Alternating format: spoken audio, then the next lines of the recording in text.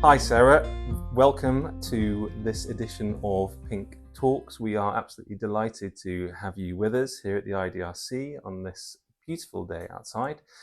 So first question is, in a few words, who are you and what do you do? So I am Sarah Green, and I am currently a Professor of Private Law at the University of Bristol. I'm also Head of Digital Assets and Trade Finance at D2 Legal Technology, which is a legal and technology consultancy firm. And I'm also an independent arbitrator at Newman's Row. Now that little description about what you do now betrays a whole host of amazing things that you have done before. Can we sort of go back to the start? Where did your career begin? So it began at Accenture. I was a software developer and coder when I first left university, which probably explains my career-long interest in the intersection of technology and law, because I'd done a law degree, but then went and did coding for Accenture. And then I went back to law. Is that right? Yeah. Then I went back to law as an academic and spent a lot of time researching and writing on the intersection between law and technology. Because when I was coding, as I said, having recently finished a law degree, and it was in, I mean, this is really going to date me, but it was in the dot-com boom. We were creating websites, B2C websites for the first time. So I worked on Sony PlayStation, believe it or not, the first time that PlayStations could actually be bought online, and that we were doing that. Amazing. And it occurred to me that the law as it was could not cope with, or was not for very long going to be able to cope with, new technology and the way that new technology was, working and what it offers and the things that it changed. So that's what I started to write about. I wrote books and papers about what the law would need to do in order to be able to keep up with the technological changes that I was pretty sure were coming, and some of those that were already in place. So I did that for about 20 years. And then right, so in those 20 years, so lots of writing of papers, and were you still coding at that time and doing tech development during that period? No, other people were doing that. Other people were doing that. Yeah, I mean, I sort of kept on top of it, but not. I mean, only as a sort of very recreational, just as a side interest. I certainly wasn't building any more websites during that time. I was focused on the legal side of it. So during that period then, from when you initially started with the coding when you were at Accenture and saw this gap between law and technology, in that 20-year period, what happened? I mean, what changed? Did you see a closer marrying up of the two? Yes, gradually. I mean, what I think that the biggest change over that time was when I first started writing about it. Private lawyers, particularly private lawyers in academia, are not very progressive, I think it's fair to say. So there was a lot of closed minds. So I would try and publish articles about smart contracts, about software at the time I was writing about software packages. This was sort of back in the early 2000s. So it was just about really, way before Web3 or anything like that. But this was just about software packages.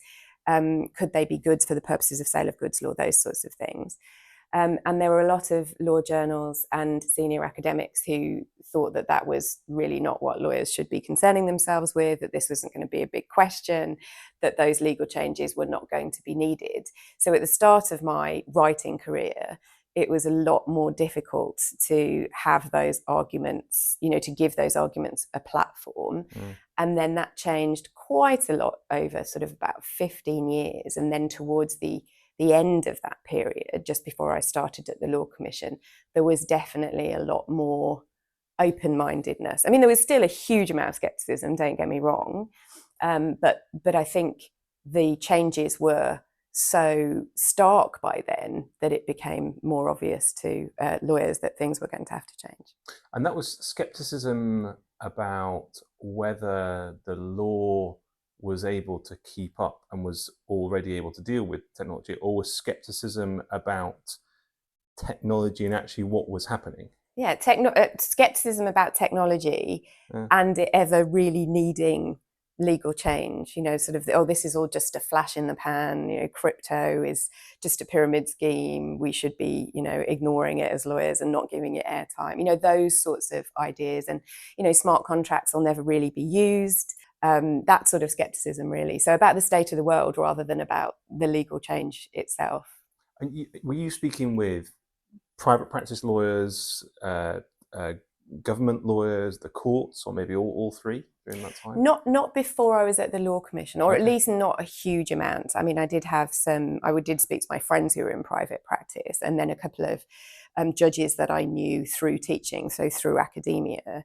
But mostly it was academic conferences, other academics. And I should say that there were definitely some academics who weren't skeptical and who had similar ideas. But on the whole, there was not a huge amount of enthusiasm for thinking or devoting legal resources to these sorts of questions, it's fair to say. If you could say what were the top three things that you were most concerned about during that period and you thought needed change, what might they be?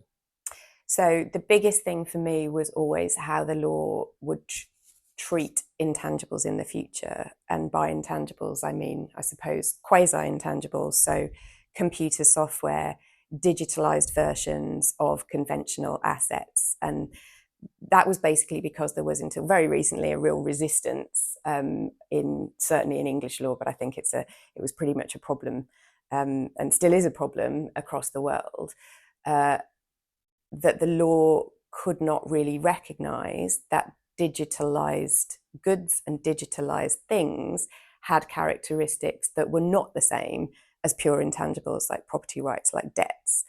And so to me, that was the thing that had really been at the back of my mind across all of those years when I was thinking about technology and the challenges that it was going to present to the law. That was the biggest thing for me, that there needed to be a recognition that digitalized things needed special legal treatment, and they hadn't had that before. With a particular focus on a particular type of digital asset, was there something that was particularly happening that you thought, oh, here is a... No, I think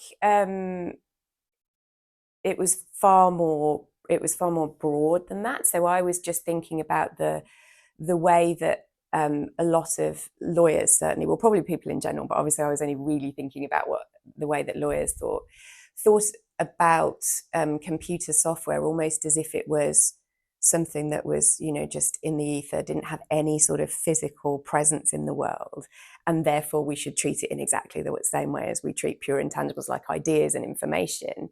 And of course, that's not true. That's not a true description of the physical world. And computer software does have I know that's a very 1990s way of putting it, but when I was writing about it at first, that's how it was. That's how I talked about it. Computer software. Yeah. That it does have this physical presence in the world, which is why we have laptops and phones that have finite space. And you just treat software in a different way to the way that you treat ideas. It's divestible, it's transferable. I can take software and give it completely to you, whereas of course I can't do that with an idea.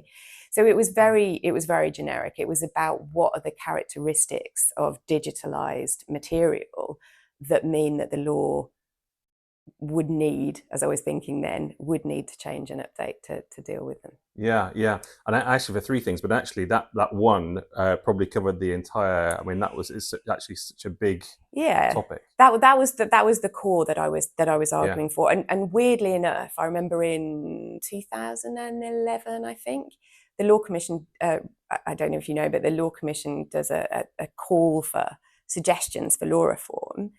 Regularly. It has these law reform programs, and it asks for suggestions from anybody. And I wrote in about this, and specifically actually about trade documents, and said, this is what the law really needs to look at. And I was really excited, thinking, finally, we can sort this out. And I remember they wrote, very nice email, thank you very much, but we're not interested in this at the moment. And I remember the day I read that email, and I remember walking around Oxford. I worked in Oxford at the time, and I can remember the route that I was walking, and I was absolutely gutted, because I just thought, we're going to, as a jurisdiction, now we're going to lose out. We won't be in the next programme of law reform. This isn't going to happen.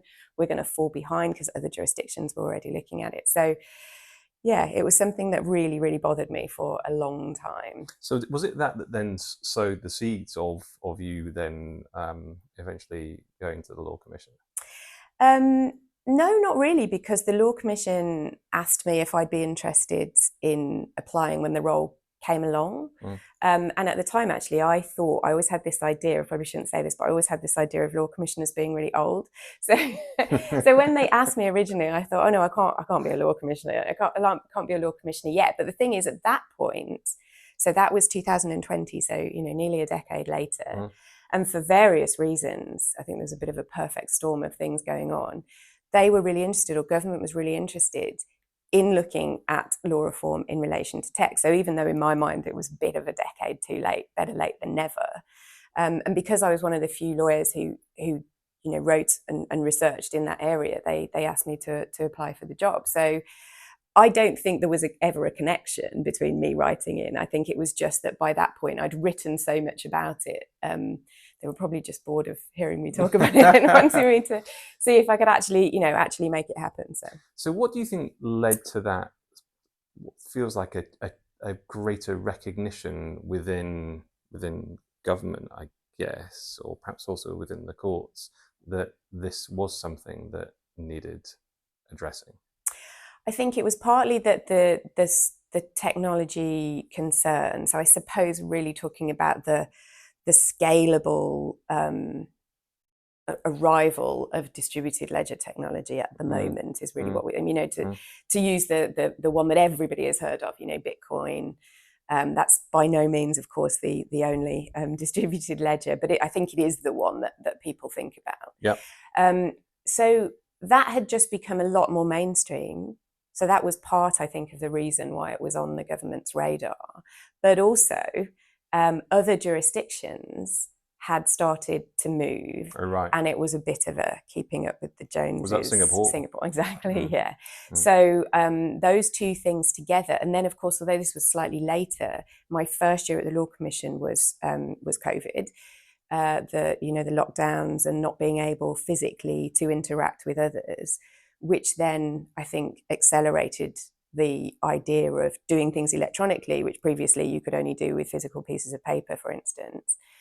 So all of those things together, I think, really brought this into sharp focus for the government and therefore for the Law Commission. Were there particular individuals within government, or particular ministers, who were really leading the charge? Yes.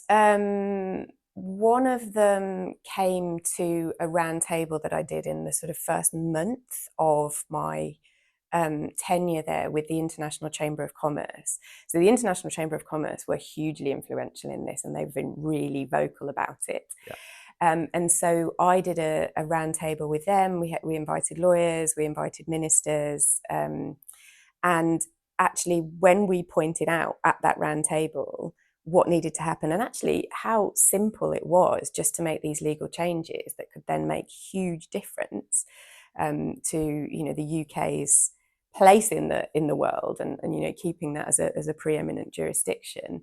I just think that was something that some of the parliamentarians had just never thought about before, which is understandable because not everybody spends all their time thinking about trade and digitalisation of documents. But it was quite an easy sell once we got the right people in the room. So then just can really focus on that time as a law commissioner. How did you find being a law commissioner? Was it an enjoyable time? Was it a huge amount of work? Was it all of those things? Was it, you know, what's it like being in that position? It was definitely both of those things. I absolutely loved it. It was a huge amount of work. Yeah.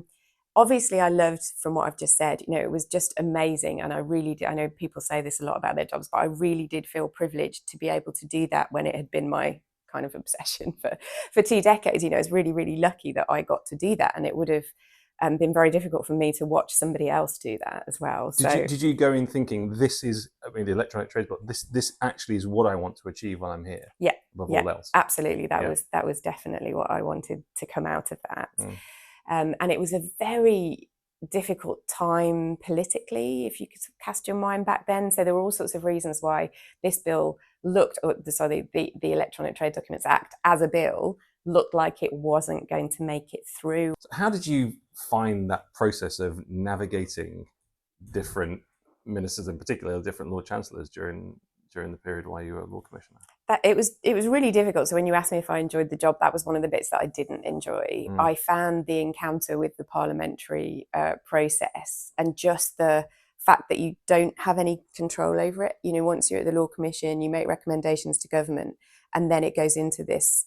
It's not quite a black box, of course, because it's open and you can go and watch the proceedings, but it sometimes feels like that because simply in terms of scheduling and then in terms of any sort of constitutional hiccups, like new parliaments and new monarchs, you just have to have patience. And I am not blessed with patience. So that was one of the things that I found really, really challenging. I loved being in the House of Lords when I had to give evidence, as you do as Law Commissioner when your bills are being considered, which is essentially where they grill you for an hour or two about your bill and why it's important. I absolutely loved that. That was my favourite part of the job. But the parliamentary process I found difficult in terms of its unpredictability. And the other thing that I found really difficult, and I wasn't expecting this, I was at least expecting that, was that as a Law Commissioner, you also have to be a salesperson. So you have to persuade government that various law reform projects need to happen. And that is definitely not a natural skill of mine. And as I said, wasn't something that I was expecting to do. I mean, I did end up quite enjoying that, but it was definitely unexpected because you'd have 20 minutes with a junior policy advisor who wouldn't necessarily be a lawyer. So you'd have 20 minutes to explain to somebody who tended to be looking at their watch quite a lot of the time. You'd have to explain this really tricky bit of lawyer's law to them, which, if we take the Electronic Trade Documents Act, for example, I was trying to explain to them why the Bills of Exchange Act, this 19th century piece of legislation needed revision and how that would be good for trade. And you can see their eyes glazing over because, even if you're a lawyer, that doesn't sound all that glamorous. Yeah. And if you're not a lawyer, you just think, why am I having this conversation? So that sales job was actually quite difficult, but it was something that I think I got better at over 4 years. When you think back to the process of, from origination of the idea and the work on it to something becoming an act, what's your view of how that process works, that parliamentary process? Does it work? Is that the best way to make laws? I think, do you mean specifically the Law Commission way of doing it, or generally the parliamentary process? Yeah, well, from your point of view, seeing it, things start in the Law Commission and then the way they then progress through the various stages, does it work? Yeah, I mean, I think obviously I'm biased, and having been inside that process, I do think that the Law Commission process is a really, really good one because it's really robust. It takes longer than some government departments would really want it to. So we would spend at least 18 months on a project because we would consult twice. And that's widely. So we would want any stakeholders who had an interest in that piece of legislation. We'd talk to them, we'd host roundtables, we'd publish papers that they would then comment on. So there's a lot of consultation that goes on. And obviously that takes time. You have to wait for the consultation responses to come in, then you have to analyse them and then change your proposals, which we did every single time. It was genuine consultation. So that makes it a really robust process, but quite a long-winded one. So sometimes government departments would say, well, we don't want to wait 18 months to 2 years. You've just told us this is really important. We'll do it ourselves. But the thing about that process then is that it's more political, because obviously if a government is doing it itself, it is going to have more of a political content than if the Law Commission, which is independent, does it. And that's the value that we saw at the Law Commission, that we would present them with absolutely politically independent views. So I think that works really well, because then by the time you get to Parliament, to the House of Lords, so the Law Commission has a special public bill procedure that it can use, which means most of the scrutiny of non-controversial bills can happen in the Lords. Right. And non-controversial, I mean politically. So most of my stuff being commercial wasn't really political in the way that hate crime was, that my colleague was working on. That wouldn't go through the special procedure. But what it means is if you can use that special procedure and you've done all that consultation, when you get to that part where you're grilled as the Law Commissioner, why are we doing this? Why is it a good thing for the law? And have you thought about this? Have you thought about this? Most of the time I could just say, yes, we've thought about that at great length. We've asked stakeholders. And when they would say, why have you done it this way? I'd say, well, because this part of the industry told us, or judges told us this, or, so you've got all that to refer to. and it isn't just a particular government department at the time deciding, you know, what it thinks would work for a short period of time, maybe. Yeah. So I think the Law Commission process is quite unique. I think it is unique, actually, when I think about jurisdictions across the world. And I think it's really good that we have it. One of the pieces of work that I saw you and Law Commission do, particularly from my point of view, because I do a lot of arbitration work, was the arbitration bill. Was that something on your agenda? Was it introduced to you? How did that come to be on your agenda, on your list of work? That was one of the external suggestions. So we had, I mean, the arbitration community was hugely supportive through that whole project. It was a fantastic contribution, and it was introduced to us by the arbitration community in the beginning. You know, several arbitrators, counsel in arbitration came to us and said, you know, we really love the Arbitration Act 1996. It's an excellent piece of legislation. It is recognised as such across the globe, but there are things in it that need to change, and that seemed to them and to us like a very good job for the Law Commission. Because one of the other reasons I think the Law Commission process is a good one is that you're very conscious as a Law Commissioner that in making changes you don't break everything else. And obviously the consultation process really helps with that, because all the technological stuff was things that, you know, as I've said earlier in this conversation, stuff I'd thought about for years and years and years. So I was fairly confident I knew what I knew and knew what I didn't know. But when it came to arbitration, I was not in that position at all. So we were really, really grateful to stakeholders for pointing that out to us. And so, yeah, it was introduced to us, a very long answer to your question. It was introduced to us by the arbitration community, and it was suggested that we should have a look at it and tweak it and make sure that it was modern, fair and accessible, I think is the Law Commission way of putting it. Just fit for purpose, really. Yeah. And so you can end up actually as Law Commissioner working on something which you may not have actually spent a huge amount of time on before, but really by the consultation process get completely embedded in, as you were during the process of work on that arbitration bill. Yeah, and that's actually the more common thing to happen. So it's quite unusual for a Law Commissioner to have so many projects that are actually in, you know, her area of expertise. The normal model is that you're appointed as a Law Commissioner for your generic skills, and then you get these projects thrown at you, and you just, you know, you have to learn on the job. And there are excellent lawyers at the Law Commission. They were all amazing in terms of writing briefing papers and, you know, getting me up to speed on the things I didn't know about. So actually I was in an unusually privileged position in that more than any other Law Commissioner, I think, I got to work on things that I already knew a huge amount about, apart from the Arbitration Act, which I did learn about as we went along. I mean, it was good that I was always very interested in that. I mean, knew a bit about it, but it certainly wasn't my main area of expertise. So I enjoyed that, actually, because I do like learning as I'm, you know, going through. Is there a downside to having all of those different people feeding in? I gave evidence as part of the House of Lords committee stage, along with lots of other people, and there were other committee stages, and you know, you do get very different views on certain provisions and how things should be done and whether that's a good idea or not, and sometimes quite vehemently opposing positions. You're thinking about governing law, aren't you? Yeah, and you know, from for anyone externally to think, you know, what are you really arguing about? But people can get, you know, quite entrenched in views about it. How, you know, is there a downside to actually such wide consultation from people who might be representing organisations, but also sometimes just their individual views? There was a downside for me personally, because I found it watching those evidence sessions and having to hear those very polarised views and knowing that I had to make a decision.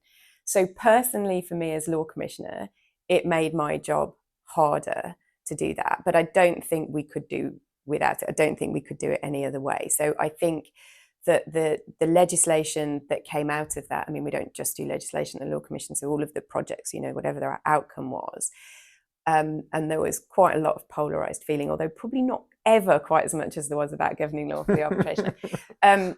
But I think that, you know, to go back to what I was saying before about it being a really robust process, I think you need that, and you need to smoke those things out during that process. And obviously, it is a democratic process. People's voices should be heard. And that legislation is then going to be more acceptable, I think. I mean, even if it ends up being not what somebody wanted, at least if they feel that their voice was properly heard and it went through a proper process. And as I said, it wasn't just done behind closed doors in a government department where it was 2 or 3 people's opinions, then I think there are definitely downsides, but I don't think there's a better way of doing it. So you just to bring us up to date before we then talk about LegalTech just for a little while, bring us up to date. You then left the Law Commission having achieved so much really while you were there. To do what, and what is it that you're now doing? What's your current project? So I'm doing various things at the moment. I suppose I have sort of 3 roles really. So I am still teaching part-time and researching and writing. I'm actually in the middle of an article on smart contracts, so I'm still keeping my hand in with the smart contract side of things. I am head of digital assets and trade finance at D2 Legal Technology.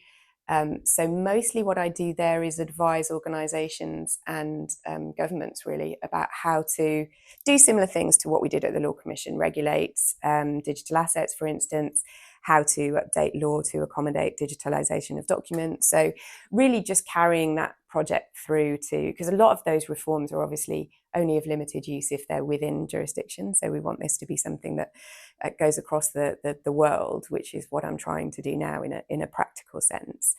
And I've also joined Newman's Row as an arbitrator. So that's the third part of my set of roles. Newman's Row, run by Rachel Newman, who is my ex arbitration clerk, and she's brilliant. Actually, I want to add one other role to that roster, because I also, of course, know that you are on our advisory board at pinqDR, which we're absolutely delighted about. It's fantastic to get people of your caliber on our advisory board. But can I just ask you, what drew you to pinqDR? What resonated with you about what we're doing at pinqDR? Well, as you've probably picked up from what I've said so far, I'm a huge believer in technology being recognised for what it can do, how it can make things just better and easier and more efficient. And I think that we've seen that increasingly happen again, particularly I think since COVID, although it had started to happen before then. And it surprised me really before I learned about the existence of pinqDR, and I was, delighted to see that this was happening now, because to me, I don't know why really it had taken so long for this to be, for dispute resolution really to grasp the nettle. Yep. And to recognise just how amazing technology can be, and how it can just streamline processes that until relatively recently were still, in some ways, incredibly old-fashioned, quite environmentally challenging. If you think about, arbitration and the sort of air miles and the arbitration always used to be thought of. I remember back, certainly when I was a student, arbitration was always thought of as the most efficient way of resolving disputes. And then, of course, we got to a point where it absolutely wasn't necessarily a sort of old-fashioned conventional dispute resolution. It absolutely wasn't the most efficient way to do it. And so I think it was a no-brainer, really. And, pinqDR comes along, and then we've suddenly got this sort of new generation of dispute resolution, which is just, I think, a fairly ideal answer to, how we can do arbitration a lot better.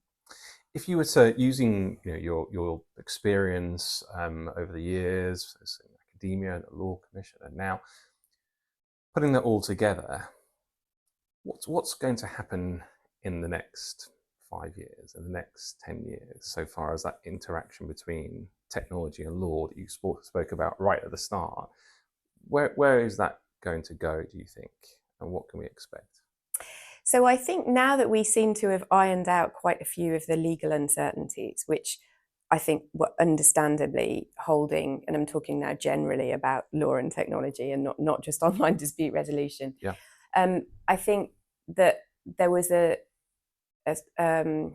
sort of reluctance from a few quarters to embrace technology whilst there were still doubts about its legal validity or about how it would work in practice. You know, I think there's rarely a first mover advantage when it comes to adopting new technologies. You know, people want to watch and wait and see what goes wrong and then avoid those mistakes. That's all happened now. I think we have ironed out a huge number of legal uncertainties. The technology now is so accessible. Everybody is, well, maybe not everybody, but so many more people are so much more familiar with it. I've said this in so many fora, but I think as humans, you know, we have a real a reluctance to accept unfamiliar risks. So even though you're presented with a technology that on aggregate will generate a smaller set of risks than those you're used to, I think a lot of human beings would still, you know, sort of endowment effect, they'd still rather stick with a greater number of risks, but risks they're familiar with, rather than, you know, jumping into new risks that they're unfamiliar, but a much smaller number of risks. And I think that is increasingly happening. So since 2020, since I was at the Law Commission, I have seen a huge uptake. So particularly with electronic trade documents, there is now, it's a snowball effect, really. You know, I think that once organisations see other organisations doing it and parties see other parties using these, you know, particular dispute resolution mechanisms, the more familiar it becomes, the easier it is to embrace. And so actually, I get asked that quite a lot about 5 to 10 years, and I don't think it's going to take even 5 years to see a dramatic change. Oh, really? Because if I think about the time span we've talked about in terms of my career, it was very, very slow at the start, and then it got a little bit quicker. And then during my time at the Law Commission, it really accelerated with that perfect storm I talked about of the availability of technology, the COVID restrictions that pushed people into doing things all remote. Exactly. And, you have to. I mean, you saw that with online hearings and all that sort of stuff. Yeah. I mean, that's another thing I couldn't believe. It really took that to generate a recognition that online hearings, in a lot of ways, I mean, obviously they're not going to be the only means of doing this, but online hearings are just, you know, such a good idea for everybody concerned sometimes. And the technology was there. It worked straight away. But it took, you're right, it took something like that to force everyone to do it. Yeah. So I don't think it's going to take even 5 years to see a real change, and we will get to a point where the online and the digitalized will be the mainstream, and actually people still using paper and still, you know, insisting on having to have in-person hearings for everything. I think they're going to be very much on the margins within 5 years. Yeah. Sarah, thank you very much indeed. That's been fascinating. It's a pleasure.